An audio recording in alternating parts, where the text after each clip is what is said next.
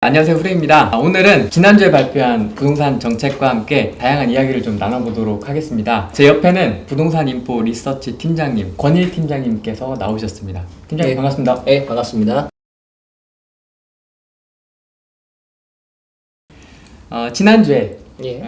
9.13 부동산 정책이 다시 한번 또 발표를 예. 했습니다. 지금 몇 번째인지 모르겠습니다. 참 많이 발표를 했는데요. 예. 일단 현 정부, 문재인 정부의 부동산 정책 한번 좀 정리를 좀 해주시죠. 예, 뭐 업계에 있는 사람으로서 뭐 저도 굉장히 좀 헷갈릴 정도로 예. 많은 좀 대책들이 나왔는데요. 예. 간단하게 좀 짚어드리면 먼저 작년 6월 19일부터 시작이 됐어요, 대책이. 그래서 그 당시 때 이제 조정 대상 지역이 확대가 됐고요. LTV하고 DTI 등 이제 대출 규제가 역시 강화가 됐고 서울 지역에 이제 분양권 전매가 금지가 됐습니다. 그 이후에 이제 8월 2일 날 가장 강도가 세다고 하는 파리 부동산 대책이 발표가 됐는데요. 네네. 이때는 뭐 분양권 전매 금지에다가 뭐 역시 이제 대출 규제에다가 투기과열지구까지 확대 지정이 됐고요. 예. 그 투기지구까지 부활이 됐습니다. 그리고 민간 택지 분양가 상한제가 부활이 됐고 청약 자격 강화됐지요. 재개발 조합원 지위 양도 금지 시행됐지요. 이런 이제 다양한 대책들이 총망라되면서 이제 역대급 부동산 대책이다 이게 발표가 됐고요. 예. 이후 이제 9월 달에는 이제 파리 부동산 대책이 야 이걸로도 부족하다 이래가면서 이제 성남 분당이라든지 대구 수성구 지역들이 이제 투기과열지구로 추가 지정이 됐고요. 예. 그리고 이제 1가구 1주택 양도세 비과세 요건이 이제 2년 이상 거주해야 된다라는 조건이 이제 추가가 되면서 이제 역시 이제 보완이 됐습니다. 그리고 이제 10월 달에는 신규 주택담보대출 이제 원리금하고 뭐 기존 주택담보대출 원리금 상환액을 포함해서 대출 한도를 정하는 이제 신 DTI가 이제 도입이 됐고요. 11월에는 공공임대나 공공주택 공급을 좀 확대하겠다는 내용의 좀 공급 확대 내용들이 포함이 된 이제 계층별 뭐 특별 공급 요건이라든지 이런 부분들을 확대하면서 이제 주거복지 로드맵이 이제 발표가 됐습니다. 그 12월에는 다주택자들이 있는데 다주택자들한테 임대사업을 좀 이제 투명화하기 위해서 임대사업자 등록을 활성화시키기 위해서 이제 이분들한테 혜택을 더 주겠다라고 했어요. 등록하라고 했죠. 그렇죠. 자, 아무래도 이제 임대사업자 등록을 하게 되면 국가에서 이분들의 돈이 어디서 오르고 어디로 나가는지 확인이 가능하거든요. 예. 그러면 이제 어느 정도 통제가 가능해집니다. 그렇게 되면 이제 전월세 상환제를 도입한다거나 이런 부분까지 확장해서 갈 수 있다 보니까 임대사업자 등록을 좀 활성화해주겠다. 그래서 8년 장기 임대로 가게 되면 양도세를 감면해주고 종부세에서 대상에서도 배제해줄게 라는 내용이 포함이 됐었는데 네. 문제는 최근 지난 9월 13일이 되겠죠. 자, 주택시장 안정대책이 다시 발표가 됐어요. 예. 뭐 이전부터 이제 좀 강도가 세게 나올 거다라고 이제 예고가 됐었습니다만은 어쨌든 간에 이번에 포함된 내용을 살펴보니까 뭐 종합부동산세를 이제 역시 보유세를 좀 높였고요. 그리고 다주택자 분들의 대출을 제한하는 이런 이제 규제 지역에서는 대출을 금지시켰고요. 그 다음에 임대사업자 혜택 작년에 좀 전에 말씀드렸던 그 내용들을 싹 날려버렸습니다. 예, 임대사업자 혜택 축소를 발표하는 이제 9.13 대책이 최근에 발표가 됐습니다. 파리 부동산 대책 이후로 이제 역시 규제가 강화된 데가 규제 지역도 확대됐죠. 그리고 대출도 뭐 제한됐죠. 이러다 보니까 아파트는 온통 그 규제의 연속이었던 거죠. 그러다 보니까 자연스럽게 아파트 투자는 이제 녹록지 않아졌다. 네. 이렇게 볼 수 있습니다. 전국 아파트만 이렇게 쳐다보고 있는 것 같아요. 그렇죠. 앞서 말씀드렸던 것처럼 아파트는 보이거든요. 흐름이 보이니까 네. 이게 막 가격이 막 크게 올랐다가 떨어졌다 이런 부분들이 막 보이거든요. 그러니 정부에서도 굉장히 손쉽죠. 파악하기가. 그러면 야 얘네부터 잡아야 되겠다. 이렇게 나오는 거죠. 그러다 보니까 이제 이런 회초리를 피해서 예. 상가, 수익형 부동산 이쪽으로 옮겨가시는 분, 그다음에 기존부터 수익형 부동산에 관심을 갖고 계신 분들이 계십니다. 예. 수익형 부동산은 좀 어떻게 보고 계세요?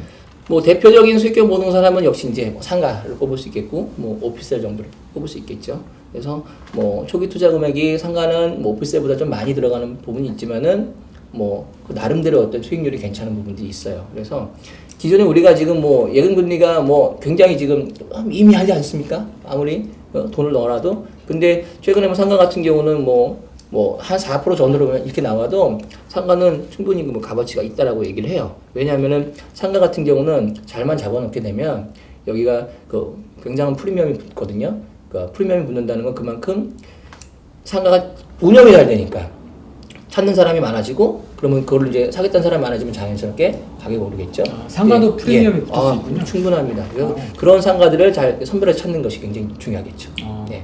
그러면 좀 그런 좋은 상가, 그런 좀 안정적으로 현금 흐름을 얻고 좋으면 시세 차익도 얻을 수 있는 그런 상가를 좀 고르는 방법 좀 알려주세요. 근데 기본적으로 모든 이제 수익형 부동산이라고 하게 되면 비어 있으면 안 되겠죠, 그렇죠? 네. 근데 상가 뭐 기본적으로 마찬가지입니다. 상가도 역시 공실이 없어야 되는데요.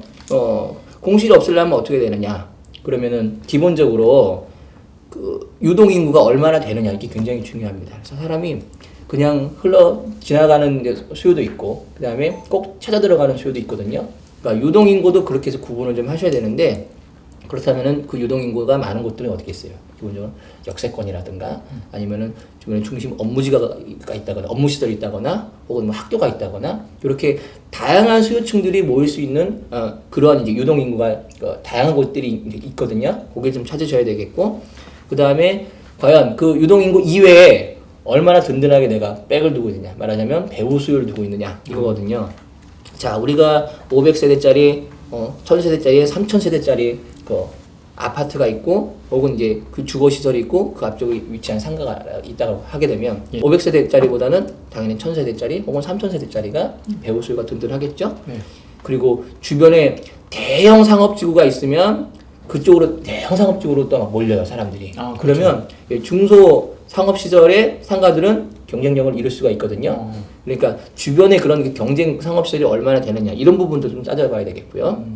그리고 자, 소비자들이 모이느냐 흩어지느냐 지나가느냐 안 지나가느냐 그걸 이제 흔히 우리가 이제 표현할 때 모이는 상권, 모여서 안에서 소비가 이루어지고 소위 말하는 돈이 돈다라고 하는 상권은 이제 항아리 상권이라고 하는데 그런 항아리 상권인지 그런 부분도 좀 따져보시는 게 좋겠고요. 그리고 역시 뭐겠습니까?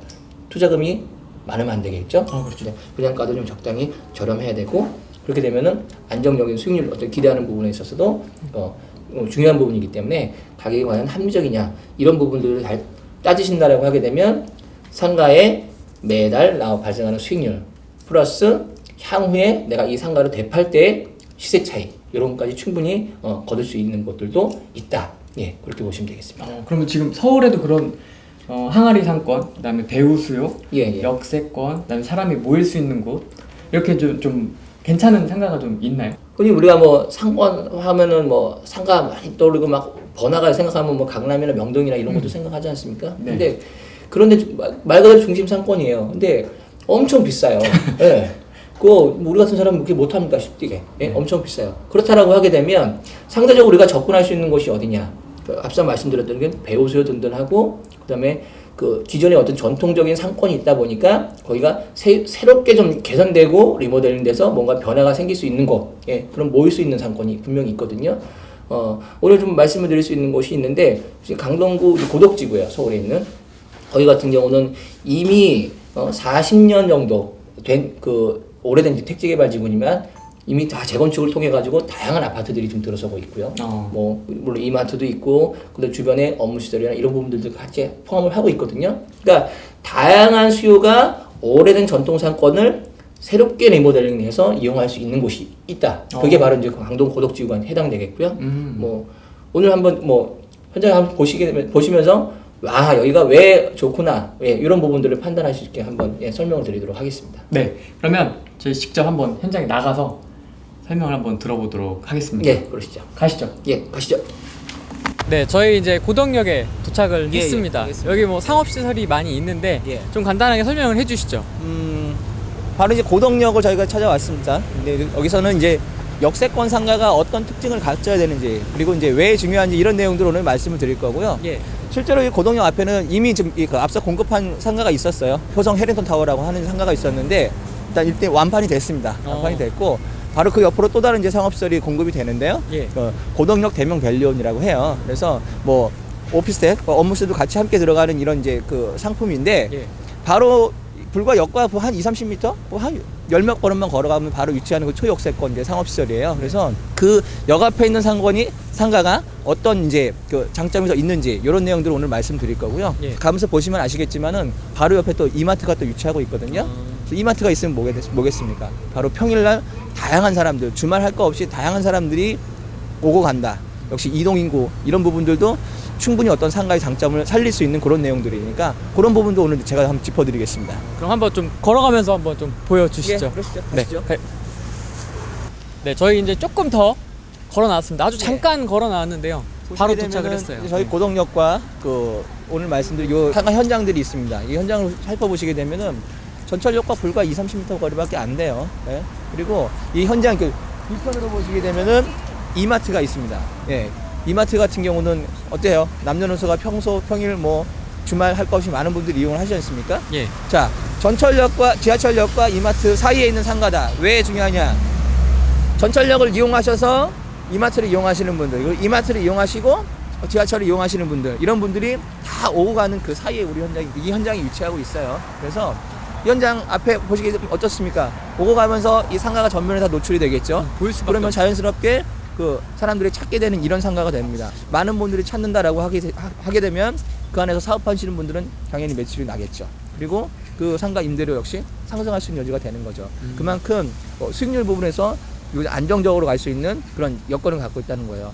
똑같은 지하철 그 역세권 상가라고 하더라도 어떤 분들이 많이 오고 가는지, 그리고 여러 출구가 있더라도 많은 분들이 오고 가는 출구가 있고 적은 분들이 오고 가는 출구가 있습니다. 그래서 많은 분들이 오고 갈 수 있는 그런 출구가 그 출구 앞에 있는지, 이런 부분들도 오늘 이 역세권 상가의 어떤 특징을 살펴보는 부분에 있어서 매우 중요한 부분이고요. 예. 네, 그걸 잘 판단하시게 되면은 자 결정되겠죠. 투자율도 얼마든지 결정될 수 있겠습니다.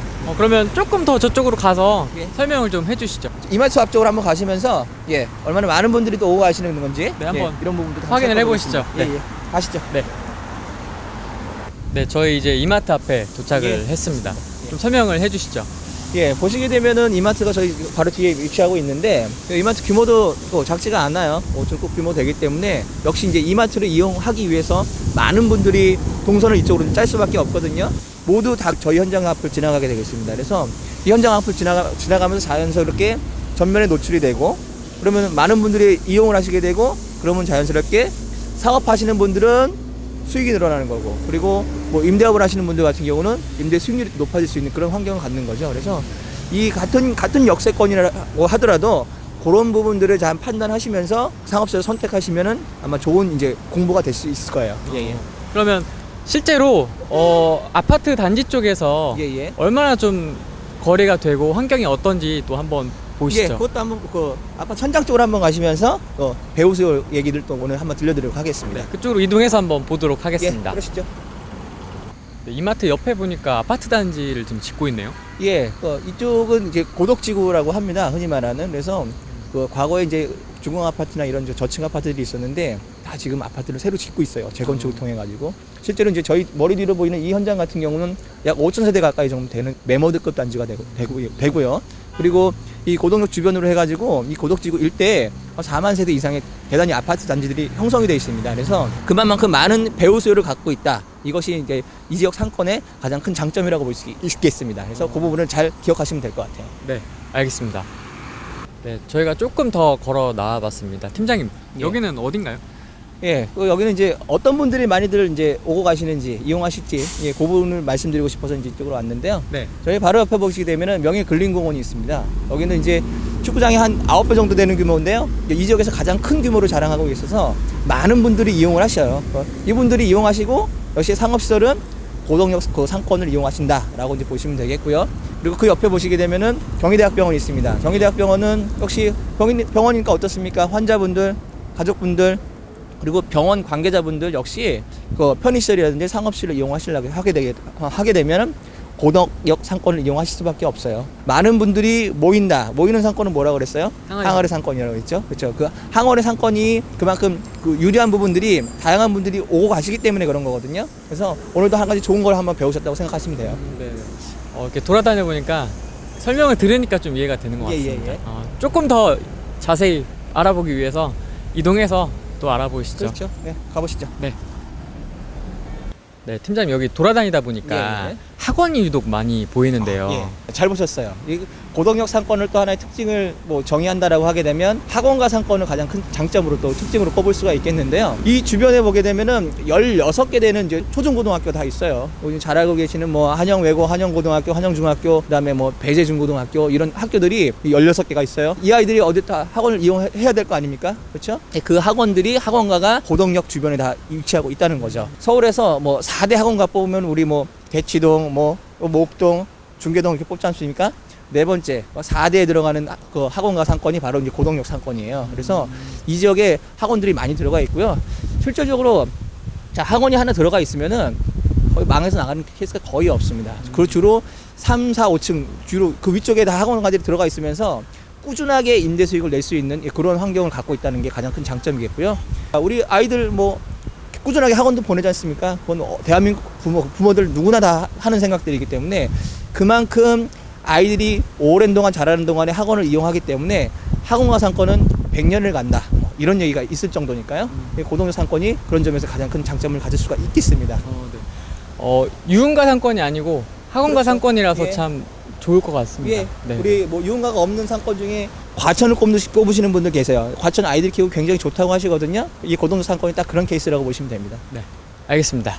네, 오늘 뭐 11장 다녔습니다만 이제 오늘 이제 마지막에 제가 말씀드리고 싶은 현장인데요. 예. 상가는 배우 수요가 얼마나 있느냐 중요하다고 말씀드렸죠. 그러면 그 배우 수요 중에는 직장인 수요도 상당합니다. 오늘 이 강동 고덕 지역에는 그 삼성 엔지니어링, 삼성물산 그리고 뭐 세스코 같은 이런 이제 기업체들이 몰려 있는 이제 산업단지가 또 있어요. 그래서 이곳에서 다양한 또 직장인 수요들이 이제 유입될 수 있는 여건이 역시 고덕역 상권이다라고 볼 수 있겠고요. 고덕 쪽에서는 지금 현재 첨단 산업지구가 또 추진되고 있습니다. 그래서 그 안에는 이미 이제 이케아가 들어오기로 이제 그 약정이 돼 있어요. 대형 상업시설과 함께 다양한 업무 시설들이 함께 들어오게 되거든요.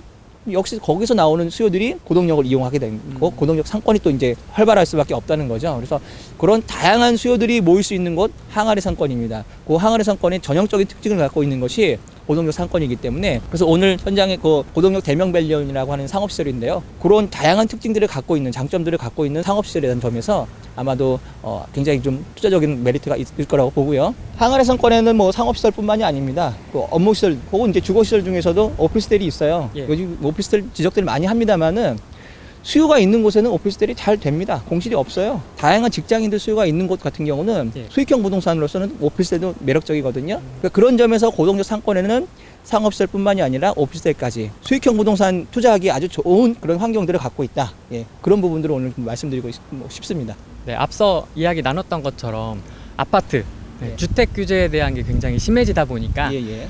이런 상업용 수익형 부동산에 대한 관심을 한번 가져보시는 것도 나쁘지 않을까라는 생각이 물론이죠. 들었습니다. 오늘 이렇게 좋은 이야기 해주셔서 정말 감사합니다. 다음에 또 한번 나와주시죠. 예, 다음에 또 불러주시면 또 네. 잘 준비해서 또 말씀드리겠습니다. 네, 알겠습니다. 오늘 감사합니다. 예, 감사합니다. 네.